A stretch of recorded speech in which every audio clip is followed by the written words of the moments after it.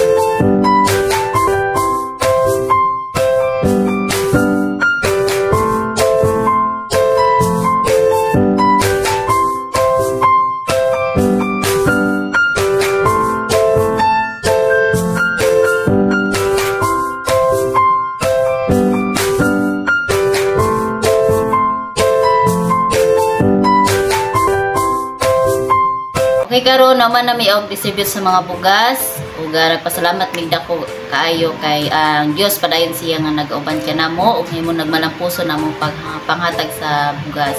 Salamat pod sa kinabuhi ni Pastor Saraking mo nagpaluyo niini ug dako kay siya kahimuan sa mga kabataan o sa ilang mga ginikanan nga mahimo nga paluyuhan ang ilang mga panginahanglan, especially sa bugas. Ug dako po damong kalipay ang makatabang po sa labi na sa mga nagkinahanglan. Ang Dios, padayon siya nga nagapanalangin natong tanan.